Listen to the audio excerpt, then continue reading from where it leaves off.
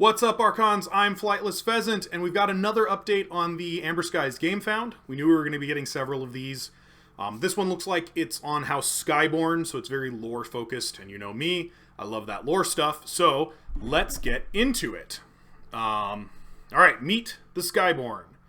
House Skyborn is the newest addition to the Crucible, making its debut in the Amber Skies set. Spend any time in the dark corners of Cirrus or Port Halyard.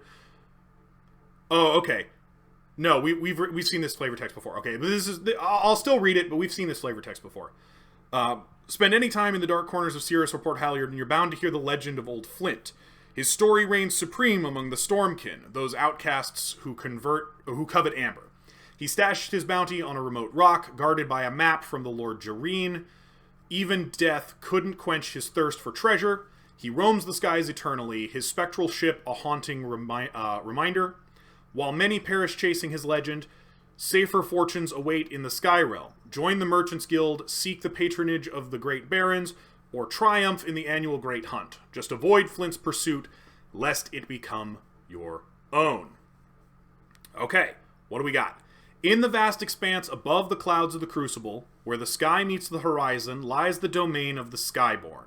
A loose confederation of baronies, merchant guilds, hunter clans, and pirates that navigate the endless azure aboard their prized skyships. Each vessel a marvel of engineering and ingenuity.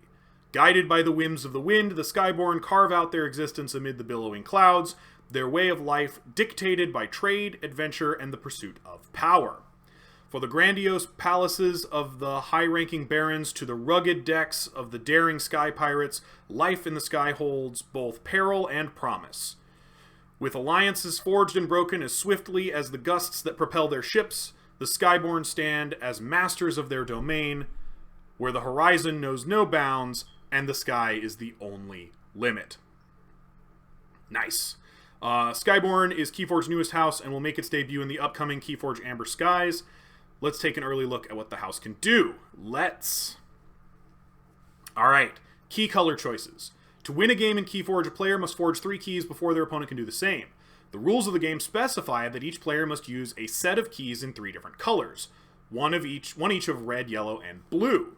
For most of the game's existence, the color of a key a player chose to forge had no real impact on the game, with the exception of a single card, the Red Baron, which first appeared as an ultra-rare anomaly card in the game's 3rd set, Keyforge Winds Collide. Yeah, but here he is, the Red Baron. So he's 4 power, 1 armor, Cyborg, Stormkin, Raptrix.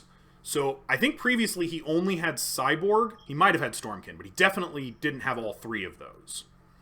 And he says, while your red key is forged, the Red Baron gains After Reap Steal 1. While your opponent's red key is forged, he gains Elusive. So he's pretty good. It says, Skyborn will feature many new cards that will interact with key colors. These abilities add an interesting layer of choice for both you and your opponent each time a key is forged. Tying abilities to key colors can also provide interesting ways for cards to scale in power as the game progresses. An excellent example is the common card Skulking Saboteurs. 2 power Stormkin with Elusive. After Reap, if your red key is forged, destroy an enemy creature. If your yellow key is forged, destroy an enemy artifact. If your blue key is forged, destroy an enemy upgrade. Oh, that's actually really cool. And that's at a common, so we're going to be seeing a lot of those. Okay, so I wondered about whether the color-specific mechanics was going to be a Skyborn exclusive thing, or if that was just going to be across the set.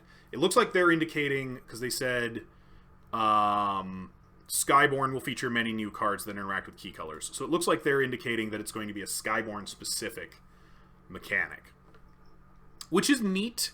Okay, so early in the game, when you don't have any forged keys, Skulking Saboteur won't do much for you. They have the elusive keyword, which makes them a little more likely to survive from turn to turn. The first time a creature with elusive is attacked each turn, it takes no damage. Yeah, and deals no damage, so the fight just kind of doesn't happen, but it sort of does. But once you're ready to forge your first key, you have an interesting choice. What's your biggest headache on your opponent's side of the table? Creatures, artifacts, or a particular upgrade? Whatever it is, Skulking Saboteurs can provide the solution, and once you forge a second key, it can provide the solution to 2 of those problems. Yeah, But it'll never be able to do all three, because by the time you forge your third key, the game's over. Still, though, very versatile. I feel like if you have a Skulking Saboteurs, most people are going to go for the red key. Which, if you have a Red Baron, you're also going to go for the red key.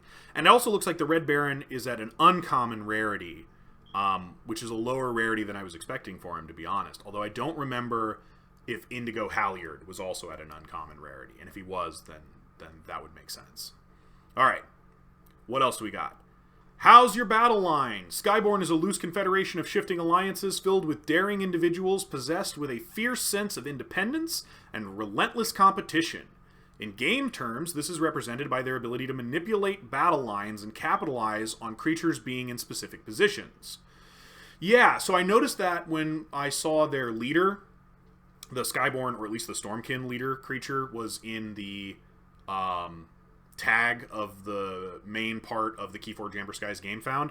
His ability was that if he was in the center of your battle line, then after he reaps, you can reorganize either player's battle line, and then whichever battle line you reorganize, the flank creatures in that battle line capture one. Which is an interesting effect, and it looks like they're going to be doing more sort of battle line shenanigans. Let's take a look. So Silver Lining gains you an amber, and then you gain one for each house represented among friendly flank creatures. Okay, so that's, unless you have no creatures, that's going to be at least one. So this is basically 2 or maybe 3 amber. That's actually really good. That's an uncommon. That's a solid uncommon. I like that. And then Pirate Champion. 6 power Stormkin with Taunt, and after fight, you can move him to a flank. Okay. Alright, I mean, yeah, some move around shenanigan. Silver Lining provides you with a nice burst of amber. You'll always get at least 1 from it, thanks to its amber bonus icon. You'll get at least 2 in total if you have any creatures in play, but if you have 2 flank creatures in play that belong to different houses, you'll get at least 3 in total when you play Silver Lining, but that's not all. There are situations when this card can get you even more amber. Read on to find out how. Okay. Alright, I'm interested. Pirate Champion is an example of a Skyborn creature that can help you get your battle line into an ideal arrangement. First of all, it's a 6 power creature with Taunt. If a creature has Taunt, its neighbors can't be targeted. Yep. With an interesting after fight ability that gives you the option to move it to either your left or right flank. Remember, after fight abilities only resolve when the creature with the ability attacks, and the attacking creature must survive the fight. Yeah, but at 6 power, he's got a decent chance. Alright. I'm really interested what they mean by there may be situations where you can gain even more. I'm starting to think maybe Strataflight introduces its own battle line like some people thought. Because if that's the case, then you might have multiple flanks. You might be able to get up to 5 amber off of that in that case. But I don't know. That seems crazy to me, but they've done crazier things. Let's read on. We'll find out. Plunder for the taking. Stealing your opponent's amber is one of the most powerful effects in the game. When you steal amber, you're not only gaining it for yourself, but denying it from your opponent, which simultaneously speeds up your forging and slows down theirs. House Shadows were the original champions of stealing, but Skyborn is pushing to claim the title for themselves. We've already seen the Red Baron steal effect, but take a look at Raiding Party and Black Tempest. So Raiding Party, 4 power, Stormkin, after fight, if 2 keys of the same color are forged, steal 2, otherwise steal 1. Okay. So he's looking at both players' forged keys. That's interesting.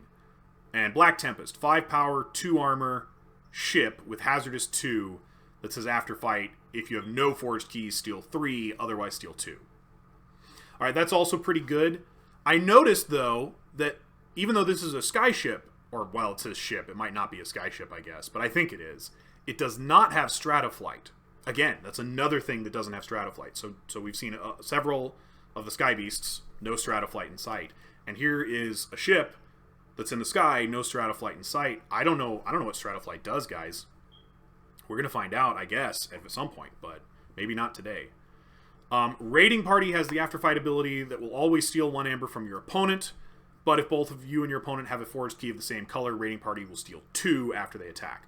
Which actually means he's at his best when you're both at 2 keys, because then you'll always steal 2, no matter which 2 they have forged versus which 2 you have forged. So that's not bad.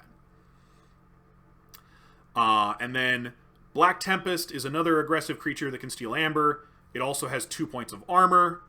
and hazard is 2, which means each time a creature attacks Black Tempest, the attacking creature is immediately dealt 2 damage, and you prevent 2 of the damage it would take, which is kind of nice. It makes up for it being kind of on the small side, but I do like its steal effect. It's not bad, but it is a fight effect, so you're going to want to fight small stuff. Yeah.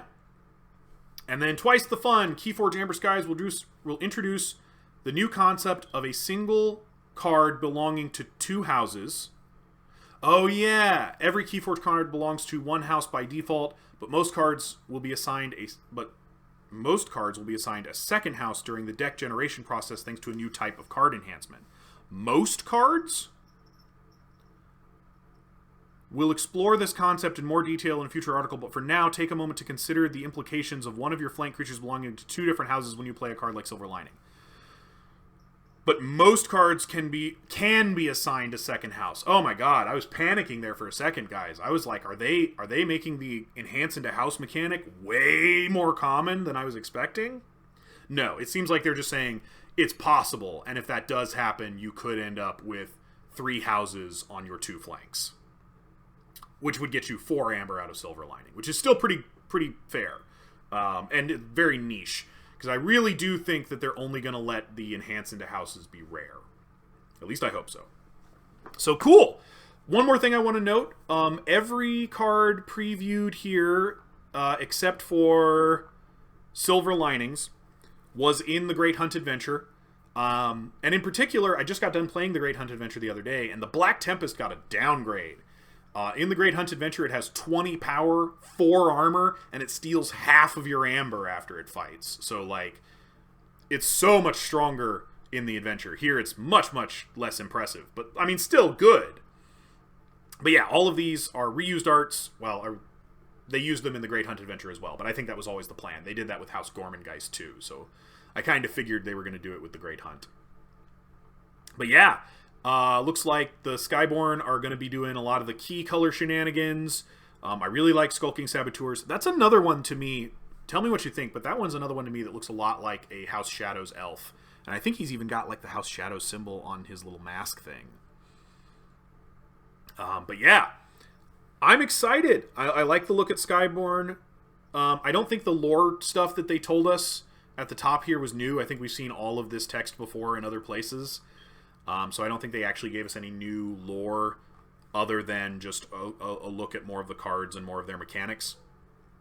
I'm interested in their battle line shifting shenanigans. I'm interested in their steel mechanics, although it looks like most of their steel mechanics are fight mechanics. So unlike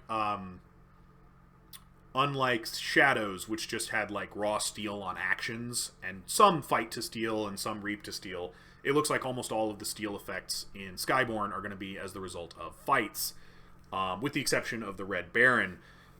But we've also seen Against All Flags, which gives all of your Skyborn creatures after fight steal 1 for the turn. So, yeah. I'm excited, you guys. Also, side note, just so that we can take a look, we are almost at 200,000. And when that happens, we'll get to see the next set. Know that I'm excited and that I'm waiting out for it. So if you're holding back, head on over, pledge, get things going, get the ball moving. Because I would love to do a video on whatever the next set's going to be. So tell me your favorite spoiler down in the comments. Tell me what you think of House Skyborn. Tell me what you're excited about. Tell me what you're looking forward to.